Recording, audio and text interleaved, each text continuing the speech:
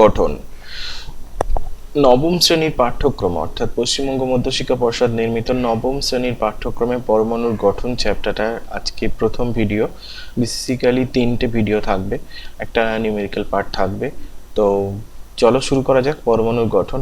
এই ভিডিওতে আমরা যেটা দেখব, পরমাণুর মধ্যে অবস্থিত বিভিন্ন আদি কণাগুলি অর্থাৎ ইলেকট্রন, প্রোটন এবং নিউট্রন, এই 3 ধরনের কণা কিভাবে আবিষ্কৃত হয়েছিল সেই ইতিহাসটা আমরা একটু দেখে নেব।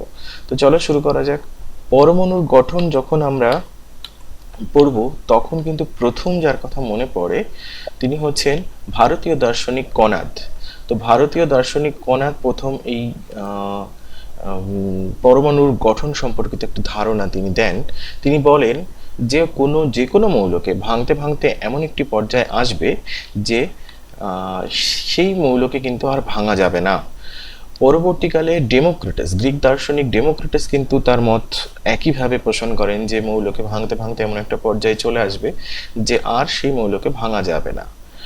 পরবর্তীকালে 1808 সালে এই দার্শনিক কণাদের, ভারতীয় দার্শনিক কণাদের দার্শনিক মতবাদের ভিত্তিতে বিজ্ঞানী জন ডাল্টন 1808 খ্রিস্টাব্দে তিনি একটা পরমাণুবাদ মডেল তৈরি করলেন।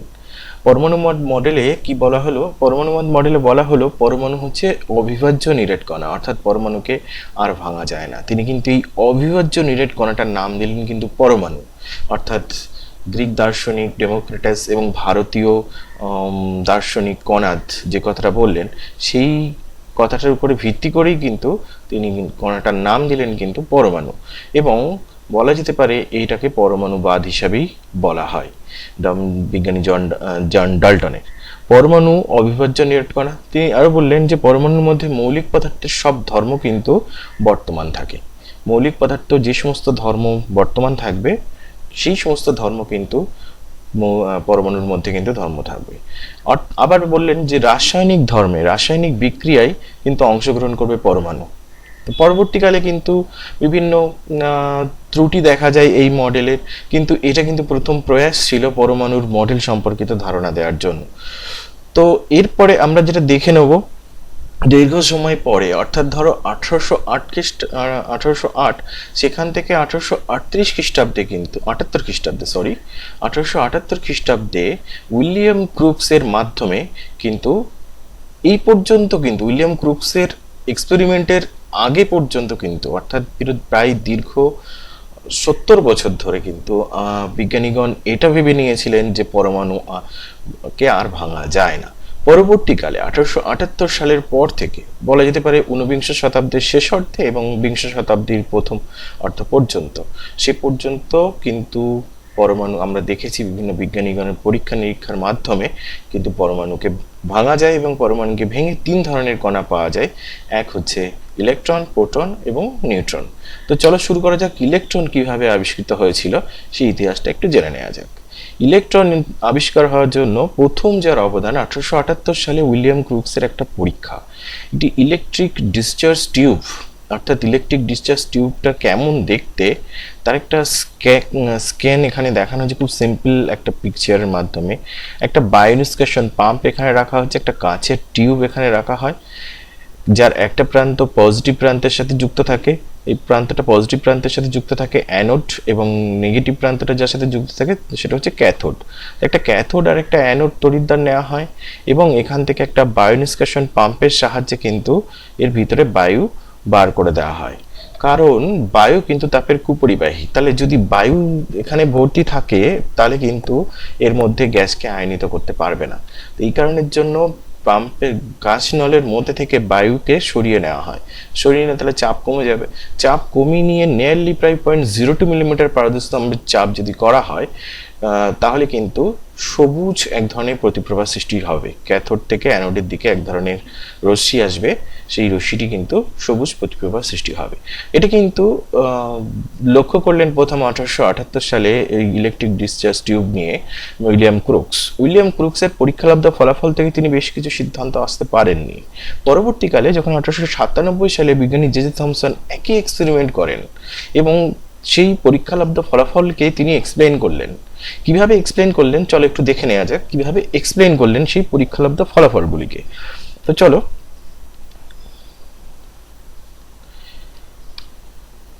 প্রথমত উনি করলেন কি, ওই ইলেকট্রিক ডিসচার্জ টিউবের মধ্যে দিয়ে অর্থাৎ তড়িৎমক্ষণ নলের মধ্যে একটা অস্বচ্ছ বস্তু, ধাতব বস্তু বিশেষ করে বলা যেতে পারে, এখানে একটা ধাতব বস্তু রাখলেন। ধাতব বস্তু রেখে ক্যাথোড থেকে যে রশ্মিগুলো নির্গত হচ্ছে অ্যানোডের দিকে, সেই রশ্মির সমান্তরালভাবে নির্গত হচ্ছে, সেই সমান্তরাল পথে কিন্তু একটা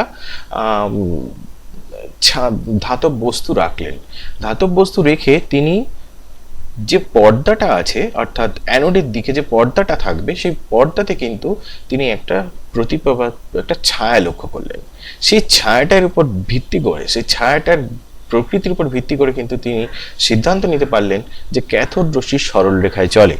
তো ক্যাথোড রশ্মি গতিপথে কোনো অস্বচ্ছ বস্তু রাখলে কাচের দেওয়ালে প্রতিপ্রভা সৃষ্টি হয়, ওই পদার্থ এর ছায়া দেখতে পাওয়া যায়, এর থেকে প্রমাণ করেন যে ক্যাথোড রশ্মি সরল রেখায় চলে। পরবর্তীতে তিনি আরও এই ধর্মের উপর ভিত্তি করে তিনি দেখালেন যে ক্যাথোড রশ্মি সবসময় ক্যাথোড তলের সঙ্গে লম্বভাবে নির্গত হয়। কারণ কি, এর আগে যে ছবিটা দেখতে পাচ্ছ, যে এই স্লাইডে যে ছবিটা দেখা যাচ্ছে যে একটা ধাতব বস্তু রাখা আছে এবং তার এখানে পর্দাতে একটা দেখা যাচ্ছে যে প্রতিপ্রভার সৃষ্টি হচ্ছে, অর্থাৎ ছায়া দেখা যাচ্ছে, কিন্তু এখানে কোনো উপচ্ছায়া কিন্তু দেখা যাচ্ছে না। তো মাথার মধ্যে রাখবে, উপচ্ছায়া যদি না দেখা যায় তাহলে একদম লম্বভাবে রশ্মিগুলো এসে লম্বভাবে কি হচ্ছে, ওর পরে আঘাত করছে এবং সেখান থেকে কোনো উপচ্ছায়া কিন্তু দেখা যায়নি। তো সুতরাং সরল বলা যেতে পারে ক্যাথোড রশ্মির গতিপথে অস্বচ্ছ বস্তু যদি রাখা থাকে, তাহলে সেই ছায়ার যে ছায়ার সৃষ্টি হয় তাতে কোনো উপচ্ছায়া না থাকার দরুনই কিন্তু বলা যেতে পারে তিনি সিদ্ধান্ত এলেন ক্যাথোড রশ্মি তলের সঙ্গে লম্বভাবে নির্গত হচ্ছে। তারপরে একটা এক্সপেরিমেন্টে তিনি দেখালেন কোনো বস্তুর ওপর আঘাত দিলে ক্যাথোড রশ্মি বস্তুকে উত্তপ্ত করে কিভাবে। অর্থাৎ তিনি দেখালেন যে এখানে একটা, দেখো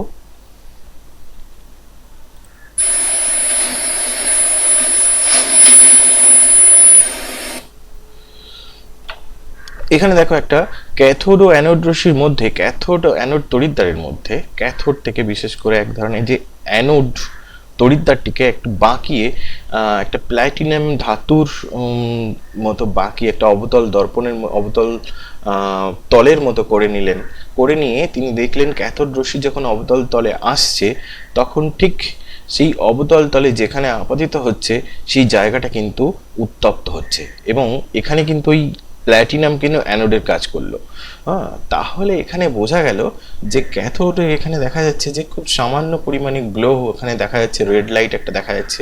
এই রেড লাইট থেকে আমরা পরিষ্কার এখানে বুঝতে পারলাম যে ক্যাথোড রশ্মি থেকে, এই ক্যাথোড তড়িৎদ্বার থেকে যে রশ্মিটি অ্যানোডের দিকে যাচ্ছে সেই রশ্মিটি অর্থাৎ ক্যাথোড রশ্মি কিন্তু ওই অঞ্চলে অর্থাৎ প্ল্যাটিনাম ওই ধাতুর অঞ্চলে কিন্তু তাপ সৃষ্টি করেছে, উত্তপ্ত করেছে। তো এখান থেকে তিনি সিদ্ধান্তে এলেন যে ক্যাথোড রশ্মি প্ল্যাটিনাম পাতের উপর কেন্দ্রীভূত হয়, ফলে উত্তপ্ত হয়ে পাতটি কিছুটা সময় পরে লাল হয়ে ওঠে, সংঘর্ষের ফলে গতিশক্তি তাপ শক্তিতে রূপান্তরিত হয়। এরপরে তিনি একটি এক্সপেরিমেন্ট করলেন।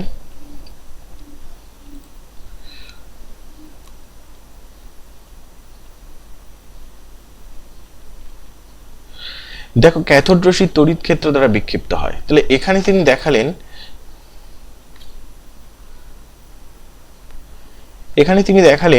ক্যাথোড রশ্মি, এখানে দেখা যাচ্ছে যে দেখো এই রশ্মিটি এখান থেকে যে ক্যাথোড থেকে অ্যানোডের দিকে যে রশ্মিটি যাচ্ছে, সবুজ প্রতিপ্রভা সৃষ্টি করছে, সেই রশ্মিটি কিন্তু তড়িৎ ক্ষেত্র দ্বারা বিক্ষিপ্ত হচ্ছে। এবং তড়িৎ ক্ষেত্র দ্বারা কিভাবে বিক্ষিপ্ত হচ্ছে তোমরা জানো যে তড়িৎ ক্ষেত্র মানে হচ্ছে কিন্তু পজিটিভ এবং নেগেটিভ আধান এর মধ্যে দিয়ে এক রকমের বলরেখা যায়, যেটাকে দেখা যায় না, অদৃশ্য বলরেখা, তাই তো। তো সেই অদৃশ্য বলরেখা যখন থাকবে, তড়িৎ ক্ষেত্র যখন প্রয়োগ করা হবে, ধনাত্মক ধনাত্মক কণাগুলি কিন্তু তড়িৎ ক্ষেত্রের দিকে এবং ঋণাত্মক কণাগুলি কিন্তু তড়িৎ ক্ষেত্রের বিপরীত দিকে যাবে। তো যেদিকে প্রয়োগ করা হলো দেখা গেল যে ক্যাথোড রশ্মি নেগেটিভ যেদিকে আছে তার থেকে বিক্ষিপ্ত হয়ে পজিটিভের দিকে আসছে, অর্থাৎ পজিটিভের দিকে যে রশ্মিটা পাওয়া যাচ্ছে, ক্যাথোড রশ্মি নাম দেওয়া হয়েছে, সেই ক্যাথোড রশ্মিটা কিন্তু ধনাত্মক তড়িৎদ্বার, ধনাত্মক প্রান্তের দিকে, ধনাত্মক আধানগুলির দিকে কিন্তু অগ্রসর হচ্ছে। এর থেকে তিনি বুঝলেন যে রশ্মিটা পাওয়া যাচ্ছে সেই রশ্মিটা কিন্তু আদতে এক ধরনের ঋণাত্মক তড়িৎগ্রস্ত কণা। তো এখান থেকে শিওর হলেন কিছুটা। তারপরে কি আরেকটি এক্সপেরিমেন্ট করলেন, যে দেখো এখানে একটি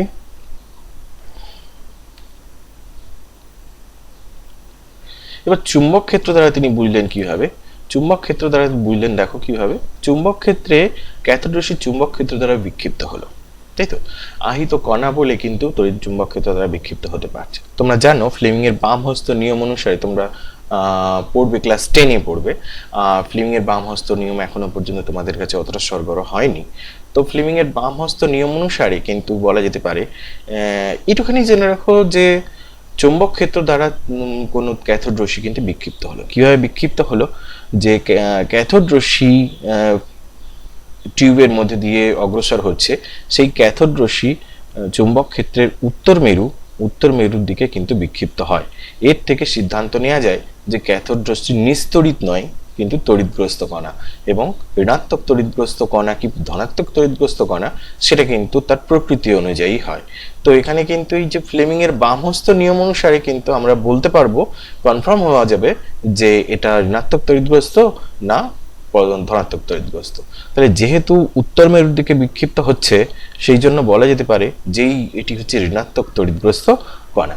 এখানে একটা ছবি দেখানো হচ্ছে, যে দেখো এখানে কিভাবে যেভাবে রশ্মিগুলো বেঁকে যাচ্ছে এদিকে, চুম্বক ক্ষেত্র প্রয়োগ করার সাথে সাথে এভাবে রশ্মিগুলো বেঁকে যাচ্ছে। তো চলো আমরা দেখিনি। এছাড়াও আরেকটা প্রমাণ করা যাচ্ছে এখান থেকে, যে ক্যাথোড রশ্মির গতিপথে যে সত্যি সত্যি ক্যাথোড রশ্মিটা চাপ প্রয়োগ করছে, সেটা কিভাবে। ক্যাথোড রশ্মির গতিপথে যদি আমি এরকম ভাবে একটা মুভেবল চাকা রেখে দিই, তাহলে কি হচ্ছে, ক্যাথোড রশ্মি সমান্তরালভাবে ওই চাকায় এসে চাকাকে গতিশক্তি সৃষ্টি করছে, চাকাতে গতিশক্তি সৃষ্টি করছে। তাহলে ক্যাথোড রশ্মির চাপ যদি প্রয়োগ না করে, ক্যাথোড রশ্মির যদি ভর না থাকে, তাহলে কিন্তু এই রশ্মিটাকে চাপ সৃষ্টি করতো না, এই চাকাটাকে চাপ সৃষ্টি করতো না। তাহলে স্ক্রিনে যে স্লাইডে যে দেখা যাচ্ছে যে চাপ সৃষ্টি, চাকাটা ঘুরছে, তার মানে এখানে যে রশ্মিগুলো আসছে, সেই রশ্মিগুলো কিন্তু ওই চাকাটাকে ঘোরাচ্ছে। এর জন্য কিন্তু বলা যেতে পারে, এই এক্সপেরিমেন্ট থেকে বলা যেতে পারে, কিন্তু উনি এই এক্সপেরিমেন্টের সিদ্ধান্ত থেকে কি এলেন, সিদ্ধান্তটা কি এলেন, যে ক্যাথোড রশ্মি কণাগুলি কিন্তু চাপ প্রয়োগ করতে পারে, অর্থাৎ এর ভর আছে। এছাড়াও ক্যাথোড রশ্মি কিছু ধর্ম আছে, যেমন প্রতিপ্রভা সৃষ্টি করে, এগুলো তিনি বললেন। আবার বললেন যে ক্যাথোড রশ্মি গ্যাসের মধ্যে দিয়ে যাওয়ার সময় গ্যাসকে আয়নিত করতে পারে। আবার ক্যাথোড রশ্মি ফটোগ্রাফিক প্লেটের উপরে ক্রিয়া করে। আবার দেখা যাচ্ছে ক্যাথোড রশ্মি অ্যালুমিনিয়াম, সোনা, টিন, অভ্র ইত্যাদি পাতলা পাতকে ভেদ করে যেতে পারে, অর্থাৎ কোনো ধাতব বস্তু, পাতলা ধাতব বস্তুকে কিন্তু সরাসরি ভেদ করে কিন্তু বিপরীত পৃষ্ঠে চলে যেতে পারে। এই সিদ্ধান্ত থেকে, ক্যাথোড রশ্মির এই সিদ্ধান্তগুলো থেকে বিজ্ঞানী জে থমসন কি করলেন, বললেন যে ক্যাথোড রশ্মি আর কিছুই নয়, একটি তীব্র গতিসম্পন্ন ক্ষুদ্র ভরযুক্ত ইলেকট্রন কণার স্রোত। এখানে ইলেকট্রন কণার স্রোত, কণার অদৃশ্য স্রোত হবে। তো এখানে কণা করে নিও।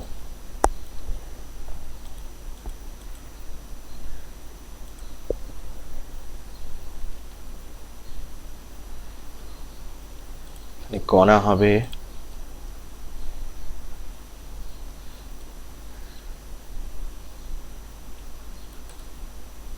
এখানে কণার অদৃশ্য স্রোত, এই অদৃশ্য কণার স্রোত হিসাবে কিন্তু দেখালেন।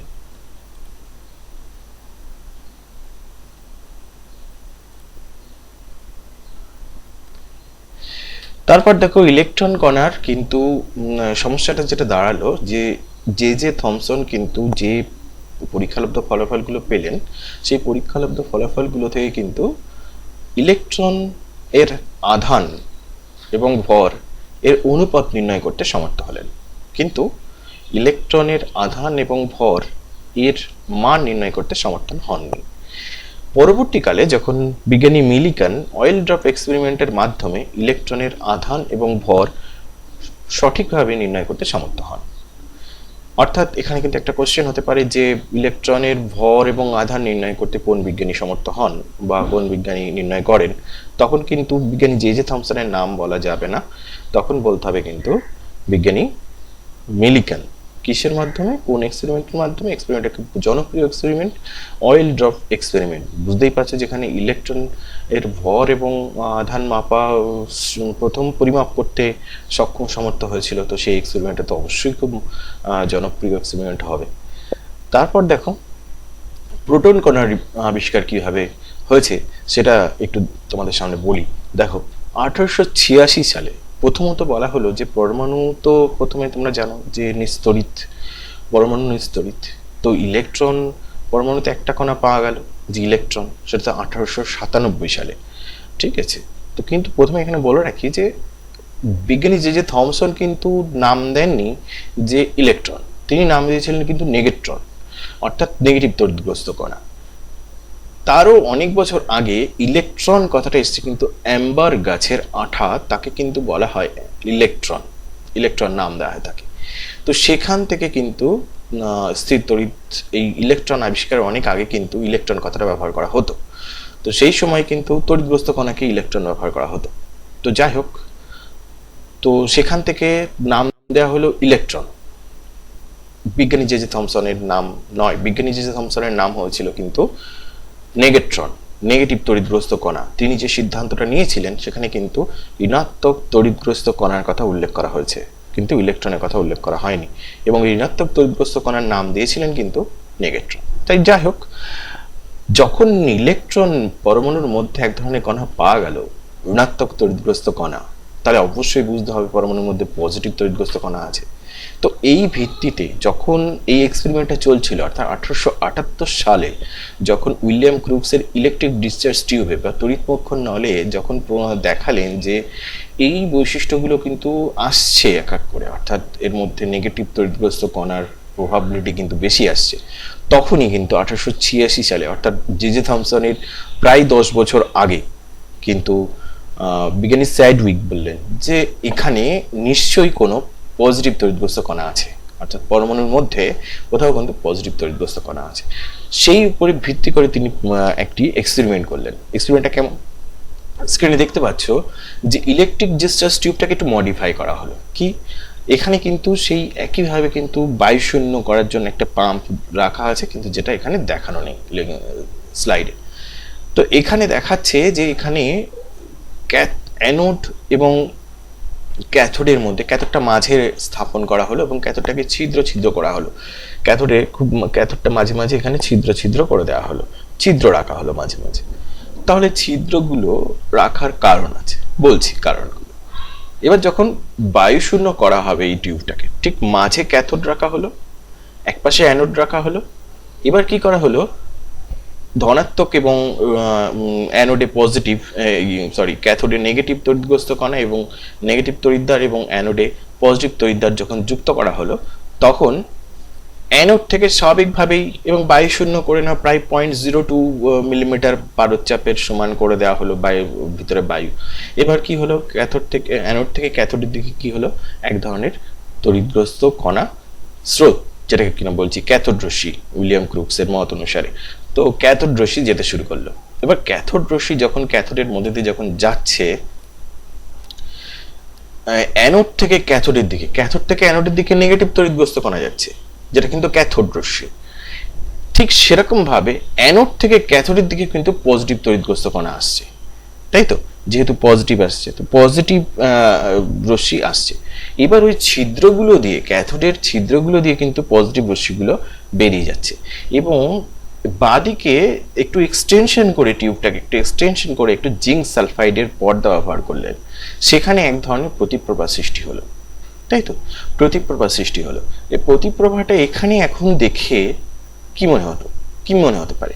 বোল্ডস্টাইন বললেন যে এখানে যে প্রতিপ্রভাটা সৃষ্টি হচ্ছে, এই প্রতিপ্রভা সৃষ্টির কারণ কিন্তু ক্যাথোড রশ্মি নয়। অবভিয়াসলি ক্যাথোড রশ্মি কিছুটা দায়ী।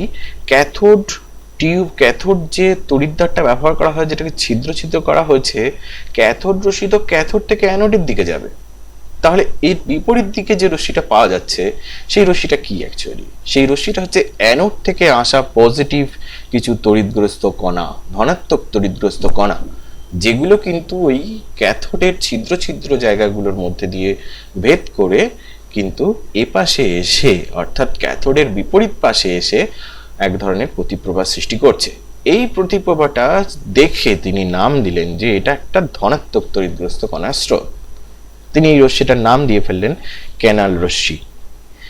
তো তো এভাবে তিনি কিন্তু শুরু হলো 1886 সালে। পরবর্তীকালে বিজ্ঞানী জে থমসন এই রশ্মির নাম কিন্তু ধনাত্মক রশ্মি হিসাবে দিলেন। তিনি কিন্তু অর্থাৎ বিজ্ঞানী গোল্ডস্টাইন কিন্তু ধনাত্মক তৈলগ্রস্ত তিনি এক্সপেরিমেন্টটা করলেন বটে, কিন্তু এগিয়ে এসে এই রশ্মিটার নাম দিলেন কিন্তু ক্যানাল রশ্মি। পরবর্তীকালে বিজ্ঞানী জে থমসন 1897 সালে যখন ইলেকট্রনের স্রোত ক্যাথোড রশ্মি হিসাবে প্রমাণ করলেন, সেই সময় কিন্তু আরো বেশি বলিষ্ঠভাবে কিন্তু এই প্রমাণটা, এই এক্সপেরিমেন্টটাকে গুরুত্ব দেওয়া হলো এবং বলা হলো হ্যাঁ সত্যি সত্যি যে এটা একটা ধনাত্মক কণার স্রোত।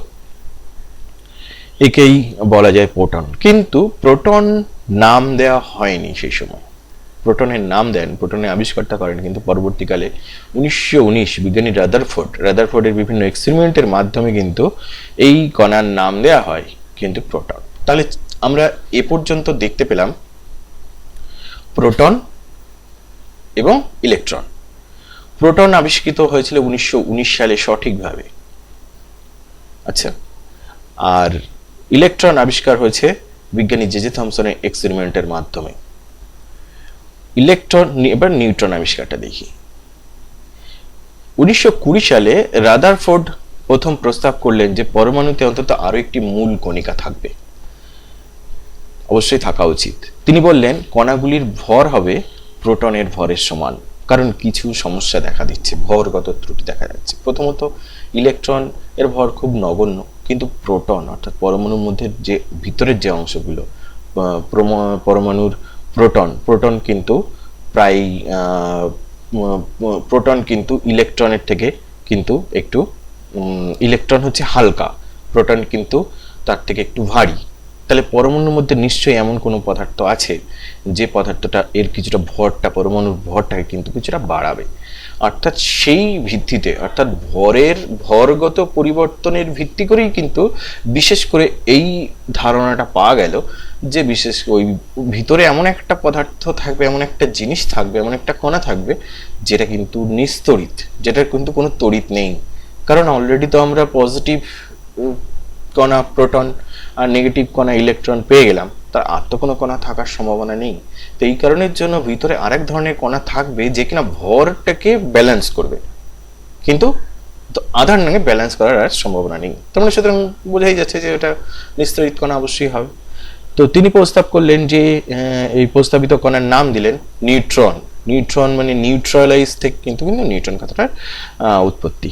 যাই হোক, 1930 সালে, 1920 সালের পর 1930 সালে বিজ্ঞানী বোথে ও বেকার নামে দুজন বিজ্ঞানী লক্ষ্য করলেন তীব্র গতিসম্পন্ন আলফা কণা বেরিলিয়াম ধাতুকে যদি আঘাত করে তখন সেখানে এক ধরনের রশ্মি নির্গত হলো। এই রশ্মির পথ তড়িৎ ক্ষেত্র চুম্বক ক্ষেত্র কিন্তু বেঁকে যায় না। যেটা বলছিলাম যে এখানে যে রশ্মিটা পাওয়া গেল সেই রশ্মিটা কিন্তু প্রোটন বা ইলেকট্রনের মতো তড়িৎগ্রস্ত কণা নয়। তাহলে এখানে কোনো তড়িৎ ক্ষেত্র দিলেও কোনো কিছু এফেক্টেড হবে না, আবার চুম্বক ক্ষেত্র দিলেও কোনো কিছু এফেক্টেড হবে না। তো এই সেখান থেকে তিনি কিন্তু বোথে ও বেকার কিন্তু বিজ্ঞানী বোথে ও বেকার কিন্তু 1930 সালে কিন্তু দেখালেন যে এই যে ভিতরে যে কণাটা পাওয়া যাবে, যে আলাদা করে কণাটার কথা বলা হচ্ছে, সেই কণাটা কিন্তু নিরপেক্ষ, তড়িৎ নিরপেক্ষ।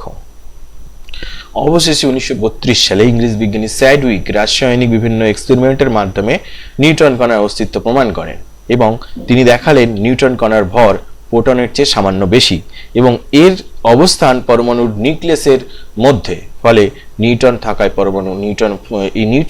পরমাণুর মধ্যে পরমাণুর নিউক্লিয়াস কিন্তু কিছুটা পরিমাণ ভর বাড়ছে।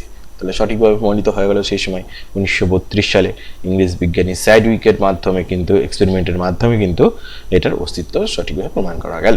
তো এইভাবে কিন্তু ইলেকট্রন, প্রোটন এবং নিউট্রন কণার কিন্তু আবিষ্কার হলো।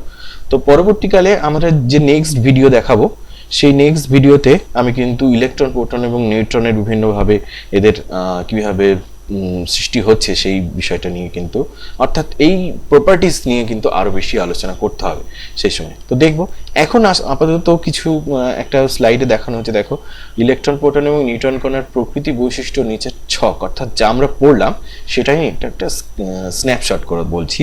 দেখো, ইলেকট্রন ওখানে হচ্ছে ইলেকট্রনের চার্জ কি বললাম, -1 0, অর্থাৎ এখানে নিউক্লাইডটা, ইলেকট্রন নিউক্লাইডটা -1 0, এবং ইলেকট্রনের ভর বলা হচ্ছে 9.11 10⁻³ কেজি। এখানে গ্রামে অ্যাটমিক ইউনিট এককে ভর দেওয়া আছে। অ্যাটমিক ইউনিট এককে, এএমইউ এককে বা ইউনিট এককে কিন্তু পারমাণবিক ভর এককে কিন্তু ভরটা অতটা বেশি দরকার হবে বলে মনে হয় না। তারপরে দেখো আধানের প্রকৃতি ঋণাত্মক বলা হচ্ছে, আধানের পরিমাণ 1.6 × 10⁻⁹ কুলম। কণার ব্যাসার্ধটা একটু মনে রাখার দরকার আছে, 2.8 × 10⁻15। কোথায় অবস্থান করে? প্রত্যেকটা আমরা বলা হলো যে পরমাণু নিউক্লিয়াসের বাইরে বিভিন্ন কক্ষে অবস্থান করে। তারপরে বলা হচ্ছে proton, proton like a hydrogen atom, যেমন বলা হচ্ছে H11।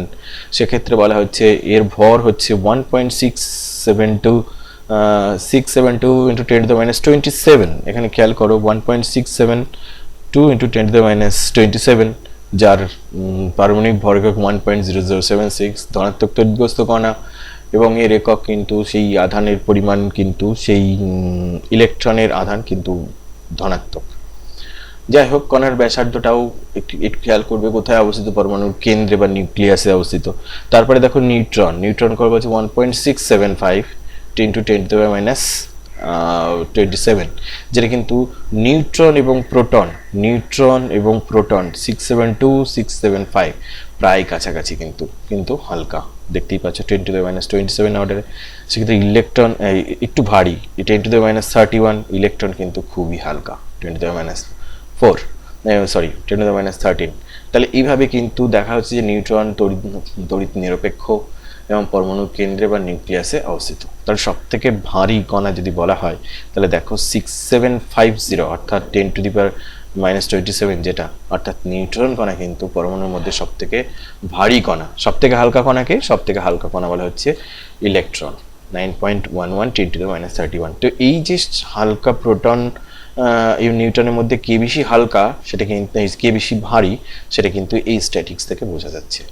বোঝা গেল? তাহলে এইভাবে কিন্তু আমরা প্রত্যেকটি মৌল, প্রত্যেকটি আদি কণা কিভাবে আবিষ্কৃত হয়েছিল এবং তাদের কি চার্জ আছে সেটা কিন্তু আমরা এই স্লাইডে দেখতে পেলাম। নেক্সট স্লাইডে আমরা যেটা করব সেটা হচ্ছে বিভিন্ন যে আদি কণাগুলো সেটা কিভাবে কোথায় অবস্থান করেছে, বিভিন্ন পরমাণু মডেল বিভিন্ন সময় বিজ্ঞানীগণ উপস্থাপন করেছিলেন, সেই পরমাণু মডেলগুলো সম্পর্কে আমরা আলোচনা করব। তো ততক্ষণের জন্য টাটা।